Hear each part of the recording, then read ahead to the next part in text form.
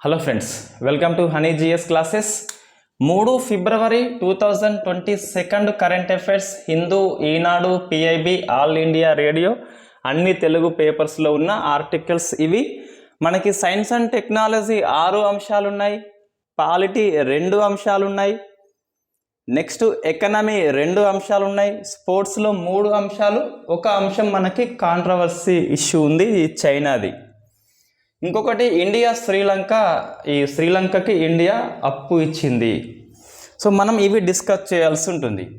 So first చూస్తే India Sri Lanka అండి. So ఇండియాలో ఉన్న ఎగ్జిమ్ బ్యాంక్ అనేది, సో ఎగ్జిమ్ బ్యాంక్ అంటే ఎక్స్పోర్ట్ అండ్ ఇంపోర్ట్ బ్యాంక్ అనేది బాంబే కేంద్రంగా పనిచేస్తుంది.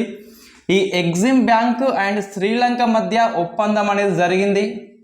ఏంటి ఒప్పందం అంటే, ఈ శ్రీలంకకి ఎగ్జిమ్ బ్యాంక్ అనేది $500 మిలియన్ అనేది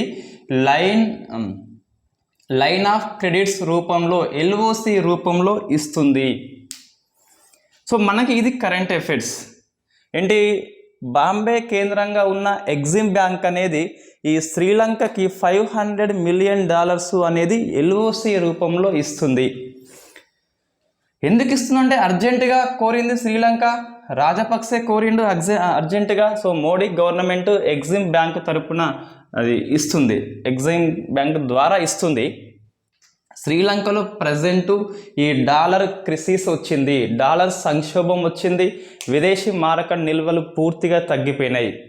సో శ్రీలంకలో ఇంధనం కొనుక్కోవాలంటే, డీజిల్ కానీ పెట్రోల్ కొనుక్కోవాలంటే డాలర్స్ లేవు.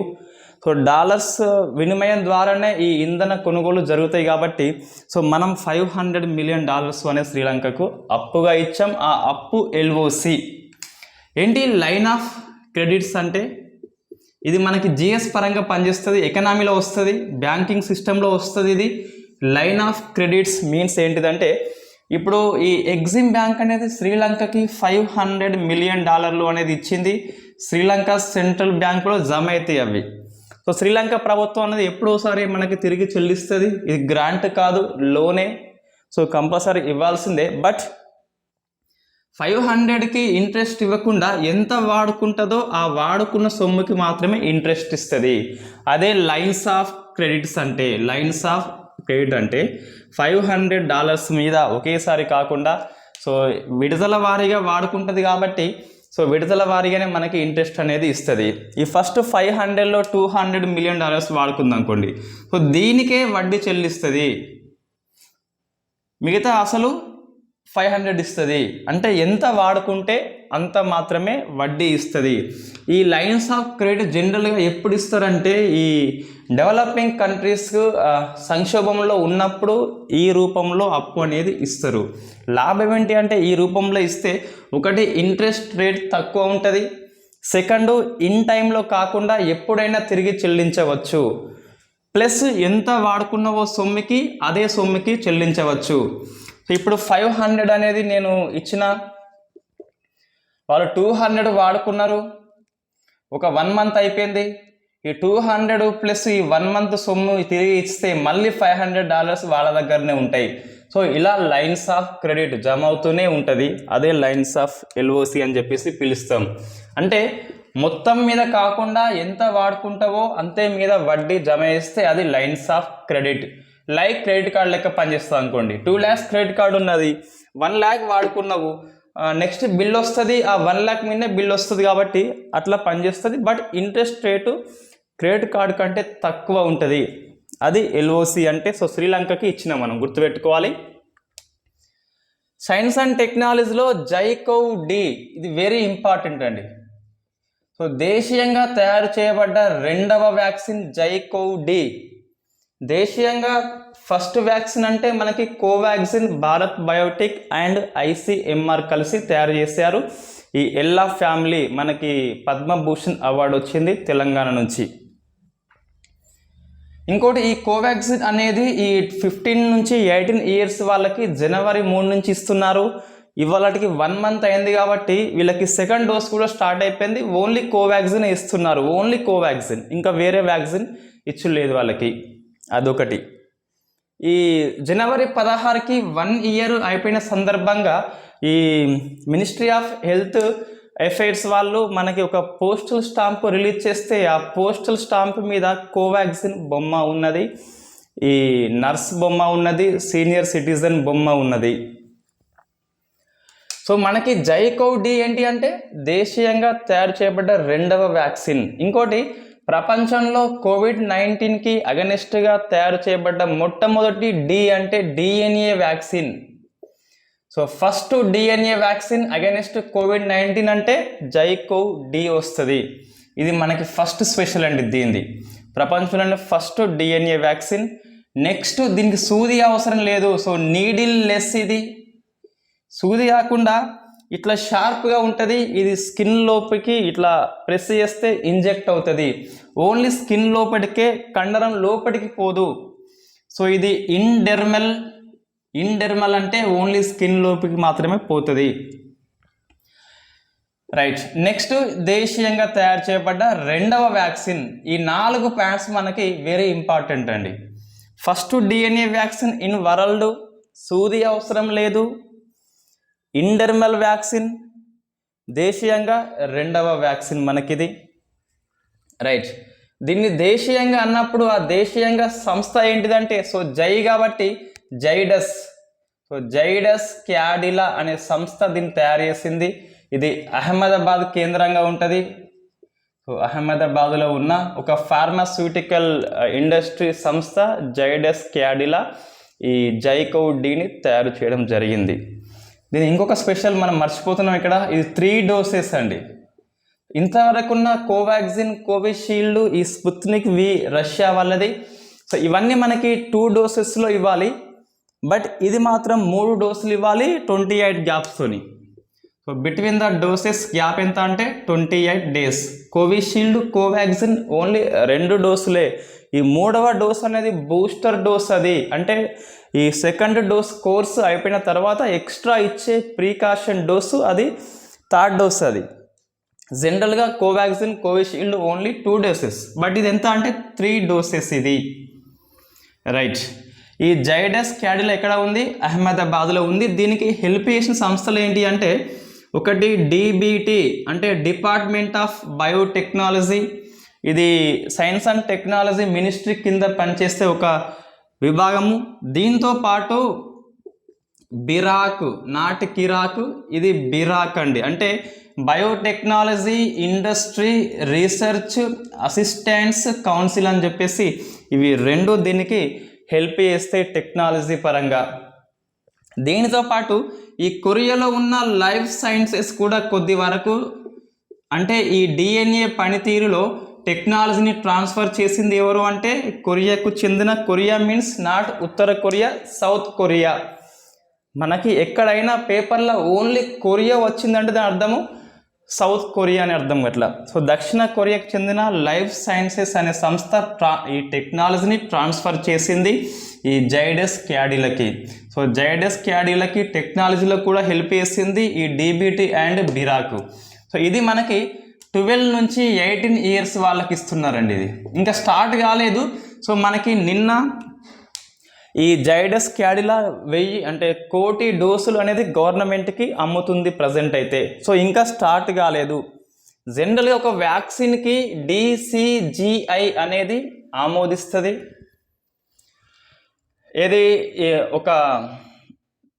ఇది వ్యాక్సిన్ అనేది, బట్ ఇది వ్యాక్సిన్ వాడాలన్నా వద్దా అనేది ఈ మెడిసిన్ కోవిడ్-19 ప్రోటోకాల్లో చేర్చేది ఎవరు అంటే ICMR అండి.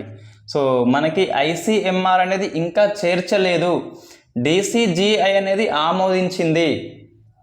So drug control general of India ఇది ఆమోదించింది, బట్ ICMR అనేది ఇంకా ప్రోటోకాల్లో చేర్చలేదు.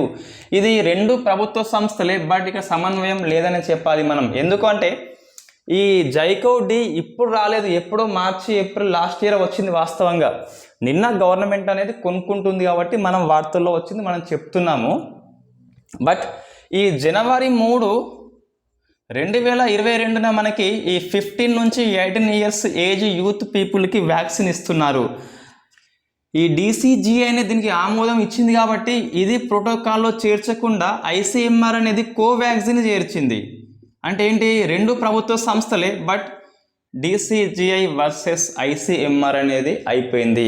జనరల్గా ఏం జరుగుతుందంటే ఈ DCGI అనేది అత్యవసర అనుమతి కోసము గవర్నమెంట్ ఒత్తిడి మేరకు వ్యాక్సిన్కి అనుమతిస్తుంది. ICMR మాత్రం ఆ పనితీరు బట్టి అన్నీ చర్చించి కూలంకషంగా మీటింగ్ పెట్టుకొని లాస్ట్కి ఫైనలైజ్ చేసేది మాత్రం ICMR. నేను చెప్పేది వ్యాక్సిన్ అనుమతి మాత్రం అంతిమంగా DCGI, బట్ ఈ మెడిసిన్ ప్రోటోకాల్లో చేర్చాలా వద్దా అని చెప్పేది మాత్రం ICMR.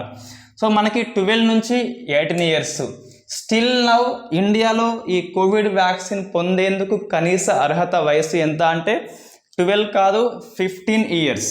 స్టిల్ నౌ తక్కువ వయసు ఎంత అంటే 15 ఇయర్స్ వాళ్ళు వ్యాక్సిన్ తీసుకోవచ్చు. అది ఓన్లీ కోవాక్సిన్, రైట్. ఇది మనకు జైకోవ్-D గురించి, ఆ జైడస్ క్యాడిలా. సో మనకి నిన్న ప్రభుత్వం అనేది కొనుగోలు చేస్తుంది. అయితే ఇది ఫస్ట్ అయితే 7 స్టేట్స్లో మాత్రమే ప్రభుత్వము అమలు చేస్తుందట ఇండియన్ గవర్నమెంట్. ఆ 7 స్టేట్స్ గుర్తుపెట్టుకోవాలంటే నేనైతే చెప్తా, మీ ఇష్టం ఎట్లా గుర్తుపెట్టుకోవాలంటే, సో ఒక 2 స్టేట్స్ మనకి ఎన్నికలు జరగబోతున్నాయి. అంటే యూపీ, పంజాబ్ మనకి ఎన్నికలు ఉన్నాయి. ఒక 2 స్టేట్స్ ఇటీవల రిపబ్లిక్ డేలో తమ శకటాలని రిజెక్ట్ చేశారని చెప్పేసి ఒక 2 సీఎంలు కాంట్రవర్సీ చేశారు ఈ Rajnath Singh defence మినిస్ట్రీని.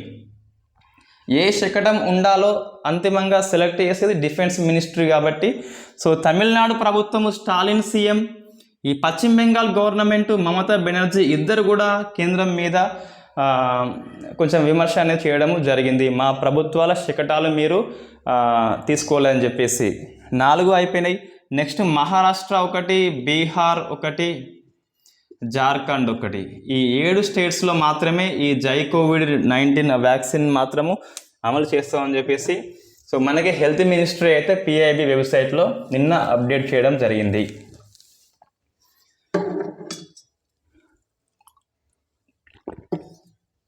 So next మనకి న్యూ వెట్లాండ్స్ ఇన్ ఇండియా. ఒక 2 మనకి వెట్లాండ్స్ కొత్తగా నిన్న వెట్లాండ్ డే కాబట్టి 2 అనేది ఆమోదం పొందింది. ఒక 2 వచ్చినాయి. ఆ 2 ఏంటి అంటే, ఒకటి బఘీరా, నాట్ బగీరా. బగీరా అంటే ఒక పులి పేరు ఉంటుంది మనకి తెలుసు, అది సో ఎలుగుబంటి పేరు. అది ఈ జంగిల్ బుక్లో ఎలుగుబంటి పేరు బగీరా. ఇక్కడేంటి బకీరా, ఇది యూపీలో ఉంటుంది. నెక్స్ట్ కిజీ దియా, కిజీ దియా లేదా కిజీ డియా, రైట్, ఇది గుజరాత్లో ఉంటుంది. ఈ రెండింటికి నిన్న కొత్తగా ఈ వెట్లాండ్ సైట్స్లో చోటు అనేది వచ్చింది. సో మొత్తం ఎన్ని అంటే నిన్న మనం 44 అని చెప్పినాం, ఇది హిందీలో వచ్చింది. బట్ నిన్న PIB వెబ్సైట్లో ఏముంది అంటే, ఈ 2 ఆమోదం అనంతరం మనకి 49 ఉన్నది. సో మనం 49 ఫైనల్ చేసుకోవాలి. గవర్నమెంట్ సైట్లో ఏది ఉంటే మనం అది ఫాలో కావాలి. కాబట్టి ఇప్పుడు ఇవాళకి వెట్లాండ్స్ ఇన్ ఇండియా అంటే 49 అండి. సో 47 + 2 అయినాయి కాబట్టి 49 అయిపోయినాయి. ఒకటేమో బకీరా, ఇంకోటి కిజీదియా, 2 కూడా, ఒకటి యూపీ, ఇంకోటేమో గుజరాత్లో ఉన్నది. 2 ఇవి వైల్డ్ లైఫ్ శాంక్చురీస్, ఇవి వెట్లాండ్స్గా ప్రమోట్ అయినాయి. సో ఈ రెండింటి ఆమోదం అయింది. నెక్స్ట్ మనకి 2 ఫిబ్రవరి వరల్డ్ వెట్లాండ్ డే తెలుసు మనకు ఆల్రెడీ. వెట్లాండ్ డే థీమ్ ఏంటి అంటే, ఈ wetland actions for human and nature. ఈ మానవ చర్యలు, ప్రకృతి చర్యలు అనేటి వెట్లాండ్ని ఎట్లా ఎఫెక్ట్ చేస్తున్నాయో ఈ అవేర్నెస్ తీసుకురావడమే ఈ వరల్డ్ వెట్లాండ్ యొక్క థీమ్. మనకి ఈ వరల్డ్ వెట్లాండ్ డే సెలబ్రేషన్ అనేది నేషనల్ లెవెల్లో ఇండియాలో సుల్తాన్పూర్లో జరిగినాయి. సో సుల్తాన్పూర్ ఇక్కడ ఉంది. ఈ పార్క్ అనేది మనకి హర్యానాలో ఉంది. సో హర్యానాలో ఉన్న సుల్తాన్పూర్ పార్క్లో ఈ వరల్డ్ వెట్లాండ్ డే సెలబ్రేషన్స్ అనేవి జరిగినాయి. ఆ రోజున మనకి ఈ ప్రపంచంలో ఉన్న ఈ ఇండియాలో ఉన్న ఒక 2 సైట్స్ కొత్తగా ఈ దీంట్లో వెట్లాండ్ లిస్ట్లో లిస్ట్ అయినాయి. ఈ రామ్సార్ 1971 ఫిబ్రవరి 2న రామ్సార్ ఒప్పందం మేరకు ఈ ఫిబ్రవరి 2న వరల్డ్ వెట్లాండ్ డే జరుపుకుంటున్నాం. 1997 7 నుంచి మనం జరుపుకుంటున్నాం. ఒప్పందం 1971ల, డే మాత్రం 1997ల. నెక్స్ట్ సో కొంకర్స్ ఎం అని చెప్పేసి ఒక క్షిపణి అండి ఇది. సో ఇది ఒక క్షిపణి, యాంటీ ట్యాంక్ గైడెడ్ మిసైల్. అంటే ట్యాంక్ని విధ్వంసం చేసేది, శత్రువుల యుద్ధ ట్యాంక్ని ధ్వంసం చేసే ఒక గైడెడ్ మిసైలే ఈ కొంకర్స్ ఎం అని చెప్పేసి. రైట్, ఈ కొంకర్స్ ఎమ్మిని ఇది దేశీయంగా తయారు చేయబడ్డది. ఎవరు అంటే భారత్ డైనమిక్స్ లిమిటెడ్, హైదరాబాద్ కేంద్రంగా ఉంటుంది. So Bharat dynamics limited. ఈ కొంకర్స్ ఎం అనేది ఈ భారత్ డైనమిక్స్ లిమిటెడ్ ఇండియన్ ఆర్మీకి అమ్ముతుంది.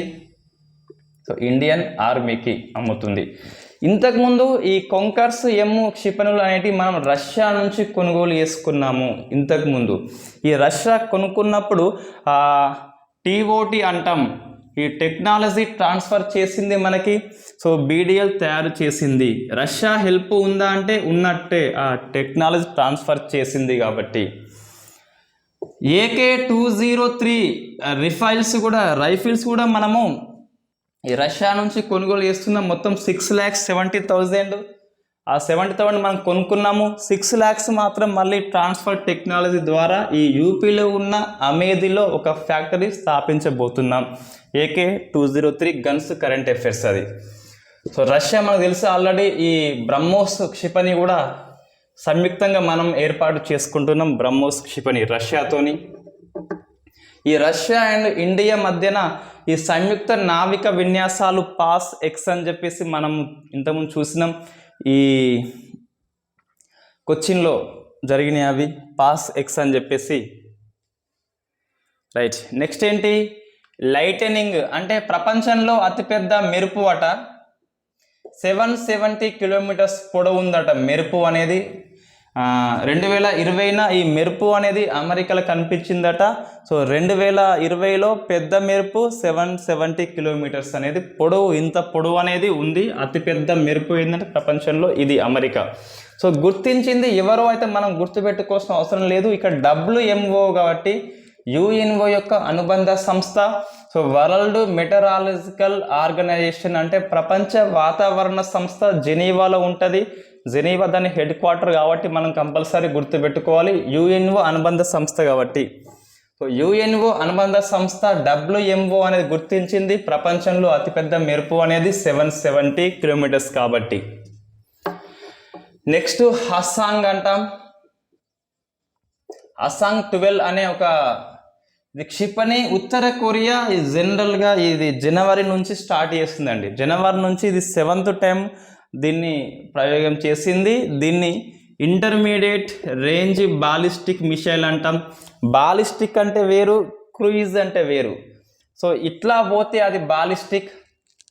ఒక రాయిని విసిరేస్తే ఎట్లా పోతుందో అట్లా పోతే అది బాలిస్టిక్. ఈ టార్గెట్ని చేయిస్తలేమని చెప్పలేము. క్రూయిజ్ అంటే ఈ టార్గెట్ ఎటు పోతే అటు పోతుంది, అటు ఫాలో అవుతుంది. నువ్వు ఎటు పోతే అటు ఫాలో అవుతా అంటే అది క్రూయిజ్ క్షిపణి. మన బ్రహ్మోస్ ఒక క్రూయిజ్ రకము. ఇదేంటంటే ఇంటర్మీడియట్ రేంజ్ అట బాలిస్టిక్ మిసైల్ అట. ఉత్తర కొరియా దీన్ని నిన్న ప్రయోగించింది. 7th టైం అండి. రోజు పేపర్లో వస్తుంది అంతకుముందు. సో నిన్న అయితే మళ్ళీ వచ్చింది పేపర్లో. ఆ పేరు రాలే, ఇక్కడ దొరకలేదు. బట్ నిన్న పేరు అయితే మనకి దొరికింది, ఈ హసాంగ్ 12 అని చెప్పేసి. ఉత్తర కొరియా దేశం పేరే ఉంటుంది మనకంటే ఈ డెమోక్రటిక్ రిపబ్లిక్ నార్త్ కొరియా అంటది. డెమోక్రటిక్ అంటే ఏంటి? ప్రజాస్వామ్యము అంటే డెమోక్రటిక్ ఎలక్షన్స్ జరగాలి, ఫ్రీ అండ్ ఫేర్ ఎలక్షన్స్ జరగాలి. రిపబ్లిక్ అంటే ఏంటిది? దేశ అధ్యక్షుడు ఎన్నిక ద్వారా రావాలి. సో మరి రెండు జరుగుతున్నాయా అంటే ఉత్తర కొరియాలో ఎస్ జరుగుతున్నాయి. సో ఇది మనకి ఓటర్ కంపార్ట్మెంట్ అనుకోండి. నేనున్న ఉత్తర కొరియా ప్రజలు నేను ఓటేస్తా పోయి, ఒకడే ఉంటాడు మనిషి, ఆ కిమ్ జంగ్ ఉంటాడు, వానికే ఓటేయాలి, ఒక్కనికే ఓటేయాలి. సో మనం ప్రజలు ఎన్నుకుంటున్నాం కాబట్టి ప్రజాస్వామ్యం అయిపోయింది. దేశ అధ్యక్షుడు ఎన్నిక ద్వారా వస్తుంది కాబట్టి రిపబ్లిక్ అయిపోయింది, అంతే. సో మనకి ఓటరు అంటే ఆ పోటీ చేసే అభ్యర్థులు అక్కడ ఎవరు ఉండరు, వాడు ఒక్కడే పోటీ చేస్తాడు, ఒకరికే మనం ఓటేయాల్సింది. There is no choice. వాళ్ళ తండ్రి ఈ కర్మకి ఒక 11 days ప్రజలు ఎవరు నవ్వకుండా ఒక నిషేధం విధించిన దేశ అధ్యక్షుడు ఎవరు అంటే ఆ కిమ్ జంగ్ ఉన్ అని చెప్పేసి. ఇంకొకటి దీంట్లో ఇక్కడ వీళ్ళకి ఇంటర్నెట్ ఉండదండి. సో ఆ దేశంలో ఉండే వార్తలు మాత్రమే వాళ్ళు ఈ ప్రభుత్వం చెప్తుంది, అవి మాత్రమే వాళ్ళకి తెలుస్తాయి. బయట ఏమొస్తుందో వాళ్ళకి ఎవరికి ఏమి తెలియదు. అది నార్త్ కొరియా గురించి మనకి. సో నెక్స్ట్ ఏంటి అంటే INS Hansa. So INS Hansa ఇది గోవాలో. ఈ ఐఎన్ఎస్ హన్సా అంటే ఒక ఇది Indian navy ship. INS Hansa గోవాలో నుంచి నిన్న ఈ రఫేల్ కంబాట్ ఫ్లైట్ని ప్రయోగించారు. రఫేల్ మనం ఫ్రాన్స్ నుంచి డసాల్ట్ సంస్థ నుంచి కొనుగోలు చేసుకున్న మొత్తం 35 రఫేల్ ఫ్లైట్స్ కొనుగోలు చేసుకున్నాం. ఈ ఐఎన్ఎస్ ఈ షిప్ నుంచి ఈ ఐఎన్ఎస్ హన్సా ఈ పేరు గుర్తుపెట్టుకోవాలి. ఈ హన్సా షిప్ నుంచి గోవాలో ఈ రఫేల్ని నిన్న ప్రయోగించారు, సక్సెస్ అయింది. రఫేల్ పనిచేస్తుందో లేదని చెప్పేసి టెస్ట్ చేయడం జరిగింది. ఇంకొకటి ఈ ఐఎన్ఎస్ హన్సా అనేది ఎందుకు అంటే ఈ ఐఎన్ఎస్ విక్రాంత్కి బదులుగా దాన్ని ఉపయోగించారు. సో రఫేల్ అనేది ఐఎన్ఎస్ విక్రాంత్ మీద పనిచేస్తుందో లేదో టెస్ట్ చేయడానికి ఐఎన్ఎస్ హన్స్ని వాడారు. అది గుర్తుపెట్టుకుని సరిపోతుంది. మనకు ఐఎన్ఎస్ విక్రాంత్ తెలుసు ఆల్రెడీ. ఇది ఇండియాలో ఫస్ట్ ఎయిర్ క్రాఫ్ట్ క్యారియర్. అది కొచ్చిన్ షిప్ యార్డ్ తయారు చేసింది. 1971 యుద్ధంలో ఐఎన్ఎస్ విక్రాంత్ మనకి విజయం చేకూర్చబెట్టింది. దానికి జ్ఞాపికగా మనం దీని పేరు పెట్టుకున్నాం అని చెప్పేసి డిస్కస్ చేసినాం. ఇక్కడ అంత అవసరం లేదు మళ్ళీ. నెక్స్ట్ ఏంటి అంటే పాలిటీ. ఈ సుప్రీంకోర్టు కొలీజియం అనేది ఒక 12 మంది హైకోర్టు జడ్జీలను తెలంగాణ హైకోర్టుకి అపాయింట్మెంటు చేసింది, అంటే సిఫార్సు చేసింది. సుప్రీంకోర్టు కొలీజియం అంటే మనకు తెలుసు ఆల్రెడీ 1+4 ఉంటారు. ఈ హైకోర్టు అంటే 1+2 ఉంటారు. సుప్రీంకోర్టు కొలీజియం అంటే 1+4 ఉంటారు. హైకోర్టు న్యాయమూర్తుల కోసం సుప్రీంకోర్టులో 1+2 ఉంటారు. 1 ఎవరంటే మన ఎన్వి రమణ, ఇంకో 2 ఎవరంటే సీనియర్ జడ్జీలు ఉంటారు. ఈ 1+2 ఉన్న కొలీజియం అనేది తెలంగాణ హైకోర్టుకి 12 మంది జడ్జీలని అలాట్ చేసింది. ఇప్పుడు ఏంటి, ఆ న్యాయశాఖ వెళ్ళి ప్రధానమంత్రికి చెప్తే ప్రధానమంత్రి రాష్ట్రపతి సిఫార్సు చేస్తే రాష్ట్రపతి ఆమోదిస్తాడు. కొలీజియం అనేది నేమ్స్ని సజెస్ట్ చేస్తుంది. అది జనరల్గా పోతే మనకు న్యాయశాఖ మంత్రికి పోతుంది, అక్కడ నుంచి క్యాబినెట్కి వస్తుంది, క్యాబినెట్ నుంచి ప్రెసిడెంట్ ఆఫ్ ఇండియాకి వెళ్తుంది. ఇతను ఆమోదిస్తే ఫైన్, ఒకవేళ ఆమోదించకుంటే తిరిగి వెనక్కి పంపితే మళ్ళీ అదే పేర్లను సజెస్ట్ చేస్తే రెండవసారి తప్పనిసరిగా ఆమోదించాల్సి ఉంటుంది. కేవలము ఒకసారి మాత్రమే వెనక్కి పంపొచ్చు. సో అంతిమ నిర్ణయం ఎవరిది అంటే కొలీజియందే. ఈ 12 మందిలో ఒక ఆమె మన తెలంగాణ. సో మొత్తం 4 మహిళలు ఉన్నారు. బట్ తెలంగాణ వ్యక్తి శ్రీదేవి, జువ్విడి శ్రీదేవి. ఇది గుర్తుపెట్టుకోవాలండి. సో తెలంగాణ నుంచి తొలి మహిళా జడ్జి ఎవరు అంటే శ్రీదేవి, జువ్విడి శ్రీదేవి అని చెప్పేసి. ఈ 12 మెంబర్స్లో 4 లేడీస్లో ఒక లేడీ శ్రీదేవి. రైట్. తెలంగాణకి ఎంతమంది జడ్జెస్ ఉన్నారంటే మొత్తం శాంక్షన్డ్ పోస్టులు 42 అండి. ఇది గుర్తుపెట్టుకోవాలి, ఇంపార్టెంట్ నెంబర్ అది. Sanctioned post 42. శాంక్షన్ ఎవరు చేస్తారంటే హైకోర్టుకి ఇంతమంది ఉండాలని చెప్పేసి రాష్ట్రపతి చేస్తాడు. సుప్రీంకోర్టుకి ఎవరు చేస్తారంటే పార్లమెంట్ చేస్తుంది. సుప్రీంకోర్టు శాంక్షన్డ్ అంటే పార్లమెంట్ వస్తుంది, హైకోర్టు శాంక్షన్డ్ నెంబరు అంటే రాష్ట్రపతి వస్తుంది. సో 42లో 19 మంది ఉన్నారు ఇప్పటికైతే. ఆ 19లో మళ్ళీ మనకి 6 లేడీసే. ఈ 12లో 4 లేడీసే, కలిపితే మొత్తం 10 అంటే 31 పనిచేస్తే ఈ 19 వర్కింగ్, ఈ 12 కలిపితే మొత్తం 31 కదా. 31లకి 10 మంది లేడీసే, అంటే 1/3 అనేది లేడీసే. ఈ దేశంలో ఏ హైకోర్టులో కూడా ఇంతమంది మహిళలు లేరని చెప్పాలి. రైట్. ఇది ఇంతమందిని ఒకేసారి కొలీజియం సిఫార్సు చేయడం ఇదే ఫస్ట్ టైం చెప్పుకోవచ్చు. సో మనకి ఎన్వి రమణ టైంలో మాత్రం ఈ న్యాయమూర్తుల నియామకం అనేది వేగవంతం అవుతుంది కాబట్టి మనకి ఈ న్యాయ ప్రక్రియ అనేది ఆలస్యం కాకుండా ఇది ఒక మంచి నిర్ణయంగా మనం చెప్పుకోవడం జరుగుతుంది. ఇంతకుముందు సిఫార్సు చేస్తే ఎప్పుడో కానీ ప్రభుత్వం ఆమోదించకపోయేది, ఇప్పుడు వెంటనే ఆమోదిస్తుంది. మళ్ళీ ఎన్వి రమణ ఏమన్నా అంటాడని చెప్పేసి వెరీ యాక్టివ్ జడ్జి అండి. ఈ చంద్రచూడు, ఈ కృష్ణ అయ్యర్, పిఎన్ భగవతి లాంటి జడ్జి ఎన్వి రమణ మనం చెప్పుకోవచ్చు. సుప్రీంకోర్టు జడ్జెస్ అంటే నేను మళ్ళీ ఇదంతా ఆల్రెడీ మనకు కొలీజియం చెప్పేసిన. సో ఇది 1+4 అండి. హైకోర్టు జడ్జెస్ అంటే 1+2. ఇది సుప్రీంకోర్టు వాళ్ళే, వీళ్ళు సుప్రీంకోర్టు వాళ్ళే. 1+4 ఎవరంటే సుప్రీంకోర్టే. హైకోర్టు అంటే మళ్ళీ 1+2 అంటే సుప్రీంకోర్టు వాళ్ళే వాళ్ళు. ఇది మనం గుర్తుపెట్టుకోవాలి. ఇది కొలీజియము. సుప్రీంకోర్టు జడ్జి నియామకం సమయంలో కొలీజియం అంటే 1+4. 1 ఎవరంటే సుప్రీంకోర్టు సిజేఐ, ఈ 4 మోస్ట్ సీనియర్ వాళ్ళు. హైకోర్టు జడ్జి నియామకం సమయంలో కొలీజియము అంటే సుప్రీంకోర్టులో ఉన్న సిజేఐ ఎన్వి రమణ ప్లస్ ఇంకో 2 సీనియర్ జడ్జీలు. రైట్. జనరల్గా ఫస్ట్ హైకోర్టు కొలీజియం ఇంకొకటి ఉంటుంది. హైకోర్టు కొలీజియం నేమ్ను చూసి సుప్రీంకోర్టుకి పంపుతుంది. కాలేపు. నెక్స్ట్ తర్వాత ఈ గీత అండి. ఈ గీత లేదా అలియాస్ చంద్రప్రభ వీళ్ళెవరు అంటే మనకి ఈ రాజ్యసభలో ఒక మహిళా ఎంపీ, యూపీ స్టేట్ ఆమెది. ఈ రాష్ట్రపతి ప్రసంగాన్ని చర్చించేది, ఆ తీర్మానాన్ని ప్రారంభించింది ఒక మహిళా ఎంపీ. మనం గుర్తుపెట్టుకోవాలి. రాజ్యసభలో రాష్ట్రపతికి ధన్యవాదం తెలిపే తీర్మానాన్ని స్టార్ట్ చేసింది ఈ యూపీ ఉన్న ఎంపీ గీత. ఆ పేరు మనం గుర్తుపెట్టుకోవాల్సి ఉంటుంది. సో యూపీలో ఎలక్షన్స్ ఉన్నాయి కాబట్టి ఆమెకు ఛాన్స్ ఇస్తే ఇవ్వచ్చు. జనరల్గా ఈ రాష్ట్రపతి పార్లమెంటును ఉద్దేశించి బడ్జెట్ ప్రసంగిస్తాడు 2 సభలు ఉద్దేశించి. నెక్స్ట్ ఓటింగ్ చేస్తారు. ఆ ఓటింగ్ స్టార్ట్ చేసింది చర్చ. First debate, discuss and voting ఉంటుంది. ఆ డిస్కస్ని స్టార్ట్ చేసింది మన గీత, ఉత్తరప్రదేశ్ మహిళా MP, BJP MP. Next economy అండి. ఈ క్రిప్టో కరెన్సీ మనం ఒక వీడియో చేసి ఉన్నాం, 2 చేసి ఉన్నాం. అవి చూస్తే మీకు క్లియర్గా అర్థమవుతుంది. ఇక్కడ నేను అదంతా చెప్పను. జస్ట్ ఏంటంటే మనకి 30% పన్ను అయితే విధిస్తున్నారు. 1 ఏప్రిల్ 2022 నుంచి. బట్ క్రిప్టో కరెన్సీకి ఇప్పటికి కూడా చట్టబద్ధత లేదు. ఈ వినిమయ మార్పిడి అనేది లేదు, లీగల్ అనేది లేనే లేదు క్రిప్టో కరెన్సీకి అని చెప్పేసి ఈ central board of direct tax CBDT chairman Mohapatra ఈరోజు పేపర్లో చెప్పడం జరిగింది. అంటే మనకేంటి ట్యాక్స్ విధిస్తున్నంటే మరి ప్రశ్న వస్తుంది, చట్టబద్ధత ఉంది అంటే లేదని చెప్పాలి క్రిప్టో కరెన్సీకి. ఒక నియంత్రణ సంస్థ కూడా లేదు. మరి ట్యాక్స్ ఎలా చేస్తారో మనకైతే తెలియదు.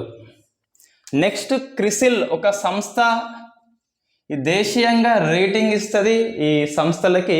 అటువంటి ఒక సంస్థ క్రిసిల్ ఈ ఇండియా ఒక జీడిపి ఎంత అంటే 7.8 అని చెప్పిందండి.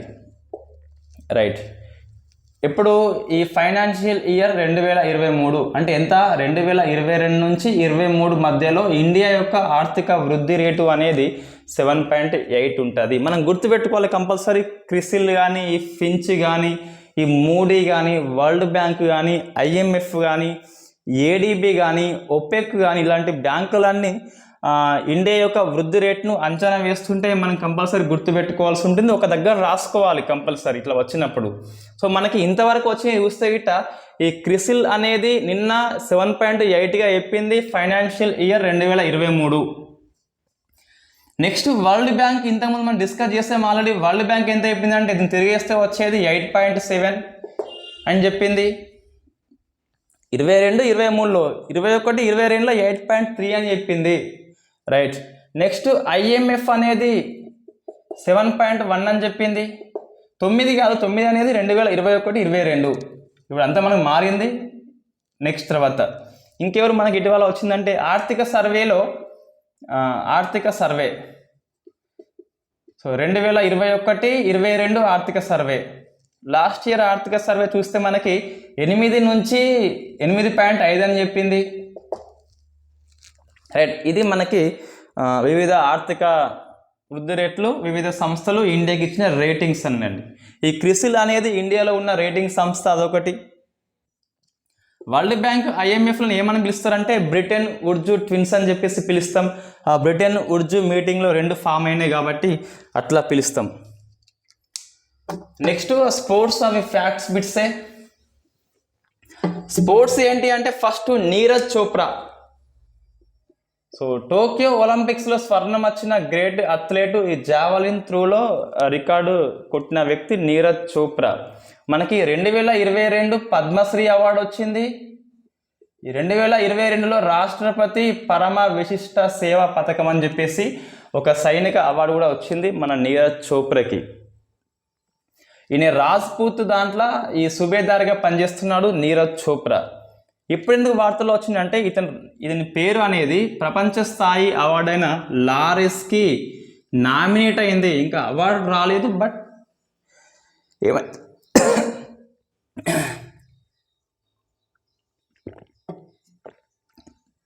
ఓన్లీ నామినేషన్, ఇంకా అవార్డు రాలేదు. అది కూడా రికార్డే. ఇంతవరకు కేవలము సచిన్కి మాత్రమే అవార్డు వచ్చింది, లారెస్ అవార్డు. ప్రపంచంలో స్పోర్ట్స్ రంగంలో బెస్ట్ అవార్డుగా మనం చెప్పుకోవచ్చు. లారెస్ అవార్డుకి నీరజ్ చోప్రా నామినేషన్ అయిపోయాడు, మనం గెలుస్తారని చెప్పేసి భావించాల్సి ఉంటుంది. సో నెక్స్ట్ ఏంటి అంటే డారెల్ మిచెల్.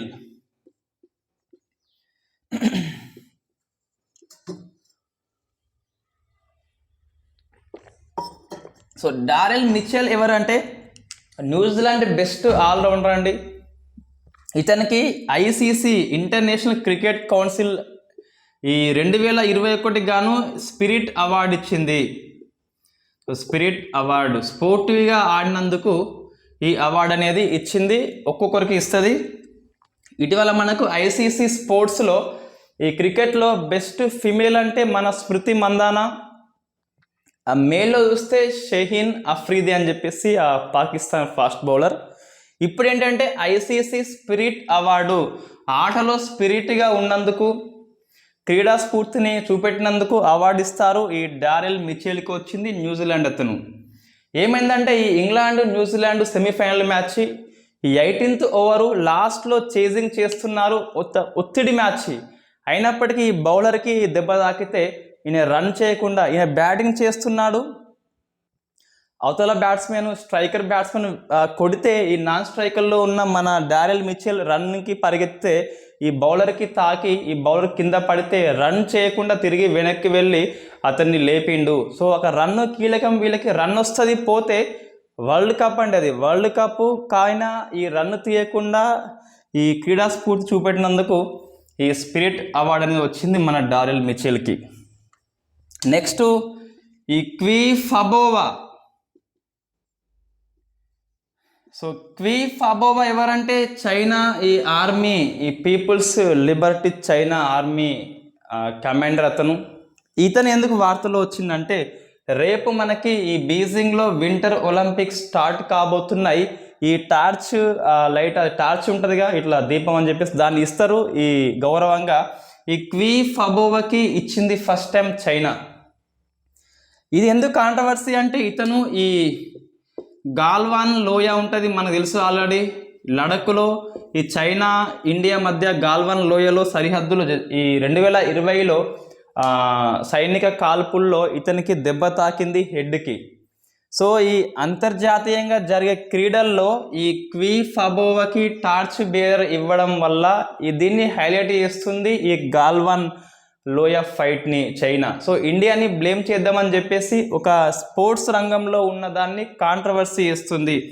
జనరల్గా ఈ క్వీ ఫబో ఒక ఆర్మీ అండి, సైనికుడు, స్పోర్ట్స్ కాదు. ఇవేమో బీజింగ్ ఒలింపిక్స్ స్పోర్ట్స్, ఇటువంటిది ఇవ్వచ్చు అని చెప్పేసి కాంట్రవర్సీ. సో మనమేం గుర్తుపెట్టుకోవాలంటే బీజింగ్ ఒలింపిక్స్ 2022లో టార్చ్ బేరర్ని అందుకున్న వివాదాస్పద సైనికుడు ఎవరు అంటే క్వీ ఫబోవా. దేంట్లో కాంట్రవర్సీ అంటే ఇతను గాల్వానా లోయ కాల్పుల్లో గాయపడ్డ సైనికుడు ఇండియా కాల్పుల్లో. రైట్, ఇది ఈరోజు current affairs. Thank you very much.